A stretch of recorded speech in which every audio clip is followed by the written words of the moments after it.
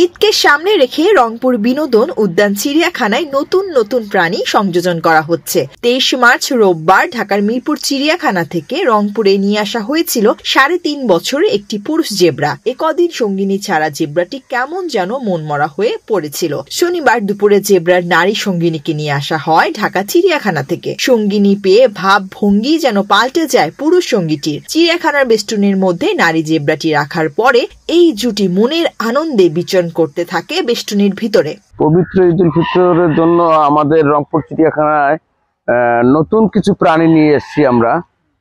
এবারকার রংপুরের মানুষকে আনন্দ দেওয়ার জন্য। রংপুর চিড়িয়াখানার deputy curator doctor Ambar Ali Talukdar জানান, জেব্রা দুটি ঢাকা চিড়িয়াখানা থেকে আনা হয়েছে। এদের বয়স আনুমানিক 3 থেকে 3.5 বছর হবে। এদের জন্ম ঢাকা চিড়িয়াখানাতেই।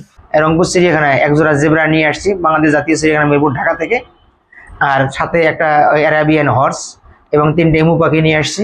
আর অন্য অন্য যে প্রাণী আছে আমাদের এর আগে একজোড়া বাঘ আছে এবং সবগুলো প্রাণী ভালো আছে। এবং আমরা দর্শনার্থীদের বিনোদনের জন্য চিড়িয়াখানাকে মোটামুটি পরিষ্কার পরিচ্ছন্ন নতুন সাজে আমাদের শিশু পার্ক আছে, শিশু পার্কটি আমরা নতুন করে রং করতেছি যাতে রংপুর এই রিজনের লোক বাচ্চা কাচ্চা নিয়ে এসে তারা যেন বিনোদন করতে পারে। নিরাপত্তার দিক দিয়ে আমাদের এখানে টুরিস্ট পুলিশ আছেন এবং আমাদের যারা ঠিকাদার এবং আমাদের নিজস্ব লোকজন তারা সবসময় এখানে নিরাপত্তার জন্য নিরাপত্তা যাতে কোনো বিঘ্ন না করে সেই আপ্রাণ চেষ্টা চালাবো। আর আপনাদের মাধ্যমে রংপুর বিভাগের সমস্ত জনগণকে আমরা রংপুর চিড়িয়াখানা পরিদর্শনের জন্য আমন্ত্রণ জানাচ্ছি। রংপুর চিড়িয়াখানা ঠিকাদার মোহাম্মদ জাহিদ হোসেন জাদু জানান, পবিত্র ঈদ উল ফিতর উপলক্ষে বিভিন্ন প্রস্তুতি গ্রহণ করা হয়েছে। তিনি আশা করেন ঈদের ছুটিতে এবার চিড়িয়াখানায় প্রতিদিন 15 থেকে 20 হাজার দর্শক হবে।